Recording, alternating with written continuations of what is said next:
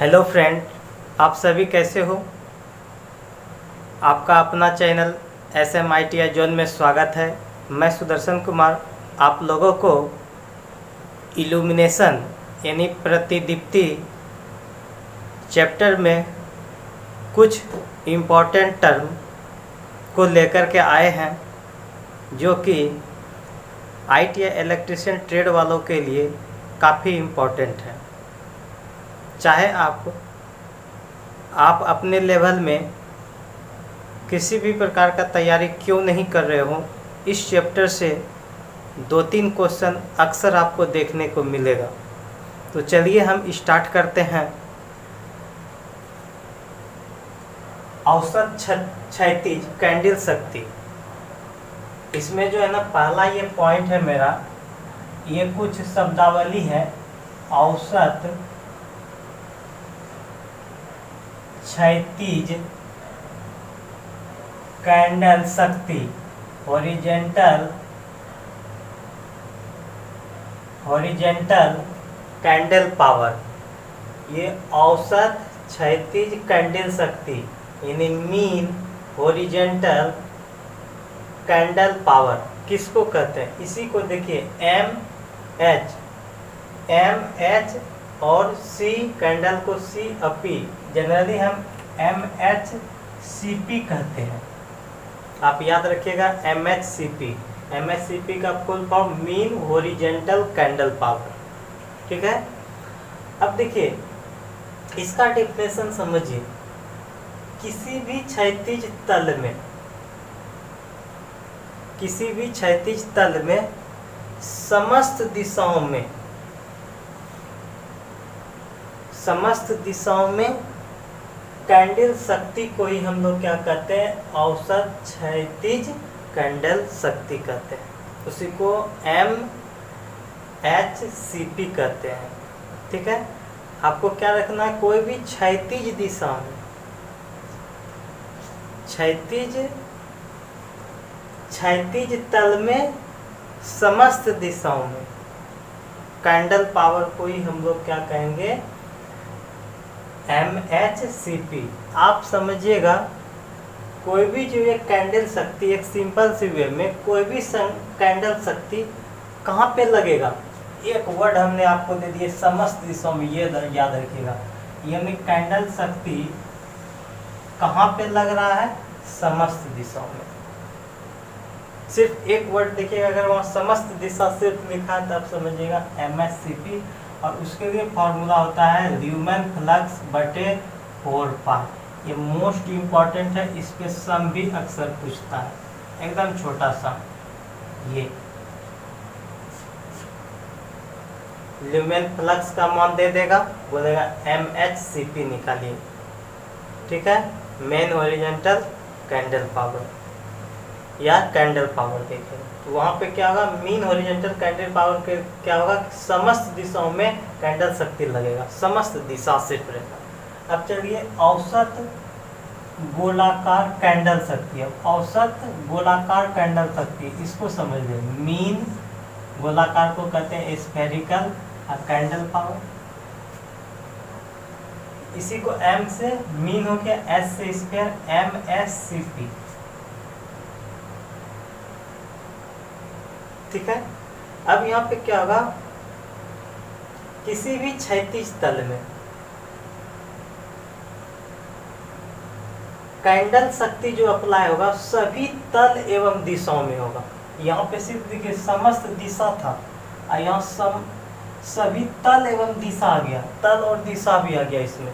तो इसको पकड़ने का नियम यही है कि अगर वैसा कैंडल शक्ति जो सभी तल एवं दिशाओं में लगता हो, उसी को हम लोग कहेंगे MHCP। इसके लिए भी फार्मूला वही है, संपूर्ण फ्लक्स बटे 4π। क्लियर? अब आगे है औसत अर्धगोलाकार। यहाँ गोलाकार था, उसी के साथ अब लगा दिया अर्धगोलाकार कैंडल शक्ति। इसी को हम लोग कहते हैं मीन हेमी स्फेरिकल। अर्ध का अर्थ होता है हेमी स्फेरिकल कैंडल पावर।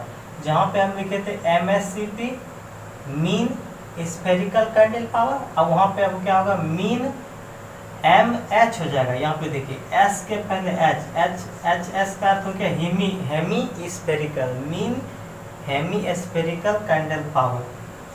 अब देखिए इसकी परिभाषा क्या होगा, ये क्या होगा, कोई भी क्षैतिज तल में ऊपर या नीचे दिशाओं में जो कैंडल शक्ति लगता है, जो कैंडल पावर लगता है, कोई भी क्षैतिज तल में क्या होगा, ऊपर या नीचे दिशाओं में कैंडल शक्ति जो लगेगा, वही लिख दिए। एक छोटा सा पॉइंट जो आपको पकड़िएगा, इसमें आपको लिखा हुआ मिलेगा ऊपर या नीचे दिशाओं में कैंडल शक्ति जो लगेगा, इसमें लिखा समस्त तल एवं दिशाओं में, तो आप समझिएगा वो क्या MHCP है। अगर समस्त दिशा सिर्फ रहेगा तो आप MHCP समझिएगा। क्लियर? तो अब देखिए ये MHSCP के लिए होता है जहाँ पे हेमी स्फेरिकल लग गया, हेमी का मतलब आधा, आधा लग गया तो यहाँ पे अर्धगोला में उत्पन्न फ्लक्स आधा था, संपूर्ण में तो पूरा लग रहा था, और यहाँ पे सिर्फ हो जाएगा 2 पाई आधा में, ये याद रखिएगा। अब चलते हैं हम प्रतिदीप्ति क्या है, प्रतिदीप्ति इल्यूमिनेशन। इल्यूमिनेशन क्या है इसको समझिए, ठीक है। जब प्रकाश की किरणें किसी समतल पर गिरती है, प्रकाश की किरणें किसी सतह पर जब गिरती है तो इसी घटना को ही हम लोग क्या कहते हैं, प्रतिदीप्ति कहते हैं। या हम कह सकते हैं कि प्रति इकाई क्षेत्रफल पे, प्रति इकाई क्षेत्रफल पे पड़ने वाले प्रकाश की मात्रा, प्रतिदीप्ति जो अभी जस्ट हमने बताया कि कोई भी तल पे जो है ना प्रकाश स्रोत का गिरना ही हमारा क्या प्रतिदीप्ति कहलाता है। तो अब यहाँ पे कह दूसरी भाषा में हम कह सकते हैं प्रति इकाई क्षेत्रफल पे, मान लीजिए प्रति इकाई क्षेत्रफल पे पड़ने वाले प्रकाश की मात्रा, पड़ने वाला ये प्रकाश की मात्रा हो गया, प्रकाश की मात्रा मान लीजिए, या ल्यूमेन की संख्या, प्रकाश की मात्रा को हमने Q से डिनोट किए थे, या हम इसको क्या कह सकते हैं फाई, Q का अर्थ क्या हो गया ऊर्जा यानी ल्यूमेन। तो प्रति इकाई क्षेत्रफल पे जितना जो है ना प्रकाश की मात्रा पड़ेगा, या हम कह सकते हैं ल्यूमेन की संख्या, उसी को हम लोग कहते हैं प्रतिदीप्ति यानी इल्यूमिनेशन। यानी प्रति इकाई क्षेत्रफल पे मान लीजिए 5 ल्यूमेन पड़ रहा है, तो 5 बटे क्या हो गया मेरा A, इसी को हम लोग कहते हैं इल्यूमिनेशन। इल्यूमिनेशन को हम लोग E से डिनोट करते हैं, E से सूचित करते हैं। अब प्रति इकाई मतलब हो गया A क्षेत्रफल हो गया, और ल्यूमेन की संख्या को तो हम बताए थे F से डिनोट करते हैं या 5 से डिनोट करते हैं, 5 या F से डिनोट करते हैं, 5 या F बाई A हो गया, E is equal to F या 5 बाई A, ल्यूमेन प्रति एरिया। अब इसका मात्रा क्या होगा, ल्यूमेन, एरिया का मात्रा होता है मीटर स्क्वायर, तो ल्यूमेन प्रति मीटर स्क्वायर। वेरी इंपॉर्टेंट, ये पूछता है प्रतिदीप्ति का मात्रा क्या होता है, तो आप बता दीजिएगा ल्यूमेन प्रति मीटर स्क्वायर, या ये ल्यूमेन प्रति मीटर स्क्वायर जो बराबर होता है, ये इक्वल होता है लक्स के बराबर, या हम कह सकते हैं उसका मात्रक लक्स है। ये ल्यूमेन प्रति मीटर स्क्वायर को हम लक्स कहते हैं, तो इसका दूसरा मात्रक लक्स हो गया। या हम कह सकते हैं मीटर कैंडेला, CD का अर्थ होता है मीटर, मीटर कैंडेला, ये तीसरा मात्रक। ये और ये तीनों एक ही है, सारा ही इसी का मात्रक होता है। ये कहीं ना कहीं पूछा है आपके एग्जाम में कि इल्यूमिनेशन या प्रतिदीप्ति का मात्रक क्या होता है, तो आप ल्यूमेन पर मीटर स्क्वायर बोल सकते हैं, वही उसी के बराबर लक्स होता है, या उसी को हम लोग कहते हैं मीटर कैंडेला। अब देखिए 1 लक्स बराबर कितना होता है, ये याद रखिएगा, यानी 1 लक्स बराबर 1/3.28 का होल स्क्वायर, या जब इसी का स्क्वायर कीजिएगा तो 1/10.76, 10.76 या इसी को कहेंगे 0.093 फुट कैंडेला, FT कैंडेला। नहीं, ये 1 लक्स इज इक्वल टू, याद रखिएगा, 0.093 फुट कैंडेला। ये LMRC या UPPCL में कहीं ना कहीं पूछा था एक बार, इसलिए इसको आप लोग याद रखिएगा। अब चलते हैं हम लोग समतल कोण की ओर। समतल कोण किसको कहते हैं?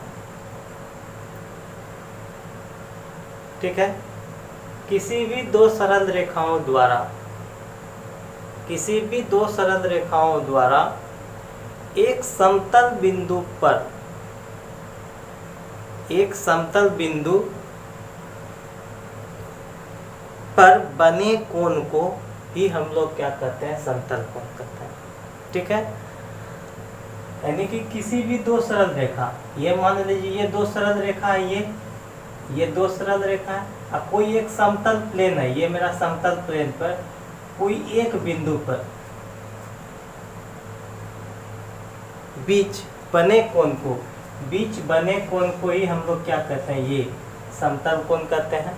समतल कोण को हम थीटा से डिनोट करते हैं, और समतल कोण बराबर होता है चाप। ये मेरा चाप कहलाता है, ये चाप कहलाया, जिसको हम L से डिनोट करते हैं, चाप बटे रेडियस। क्लियर? तो चाप बटे रेडियस हो जाएगा। यानी किसी भी दो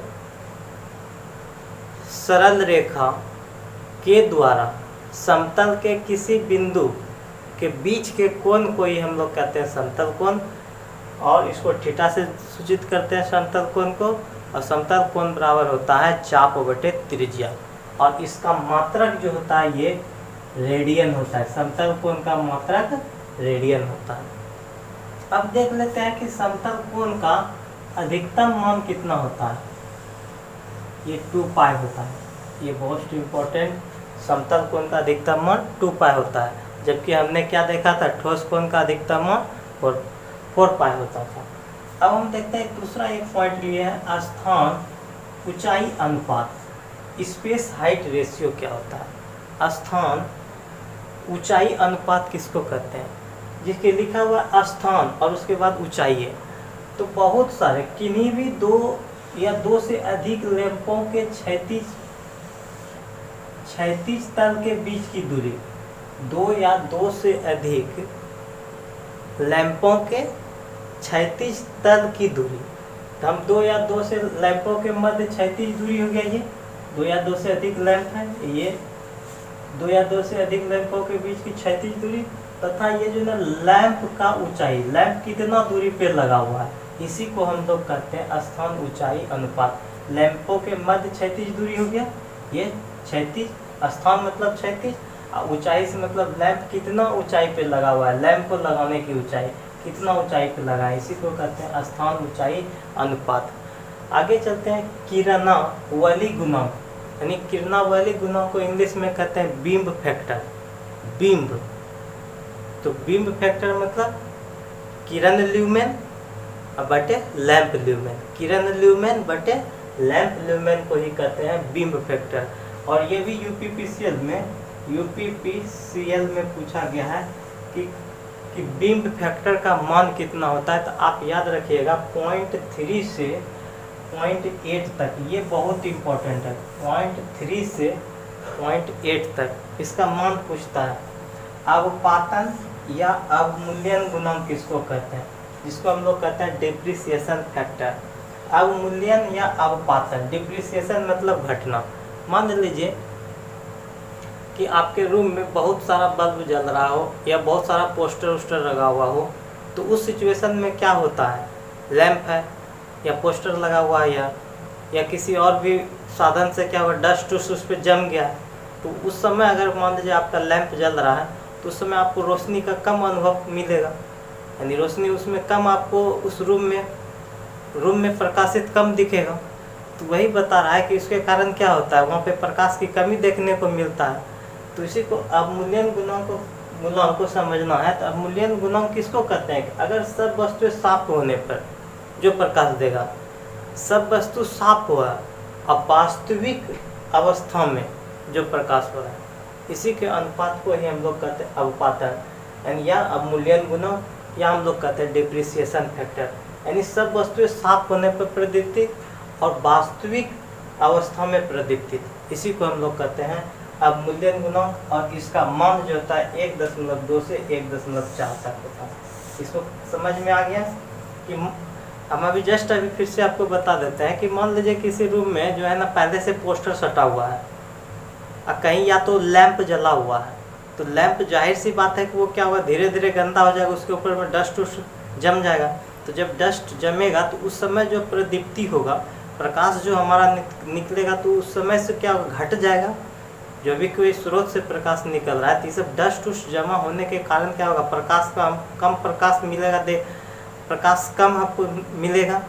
तो इसलिए इसमें कहता है कि इसके लिए क्या होता है, फार्मूला क्या है कि अगर वस्तु क्या है, सब कुछ साफ है, ठीक है, यानी सब वस्तुएं साफ होने पर प्रदीप्तित, गंदा था पहले, अब उसको साफ होने पर क्या प्रदीप्तित आ रहा है, और कोई भी वो लैंप जो है वो वास्तविक में कितना दे रहा था, इसी के अनुपात को वास्तविक अवस्था में प्रदीप्तित, इसी को हम लोग क्या कहेंगे, अवपातन या अवमूल्यन गुणांक कहते हैं। इसका मान 1.2 से 1.4 तक होता है। ये वैल्यू बहुत इंपॉर्टेंट, और ये वाला फार्मूला सब, ये जितना भी पॉइंट है ना वो मोस्ट इम्पोर्टेंट है। तो यदि आप लोगों को क्लास अच्छा लगा तो दिल से लाइक तथा शेयर करें, और उन विद्यार्थियों से मेरा रिक्वेस्ट है जो ये पहली बार देख रहे हो, यदि उनको ये वीडियो अच्छा लगा तो वो भी दिल से लाइक तथा शेयर करें, क्योंकि लाइक ही मेरा जान है। यदि आपको किसी प्रकार का प्रॉब्लम या दिक्कत हो रहा हो तो आप कमेंट बॉक्स में कमेंट ज़रूर करें। Thank you class.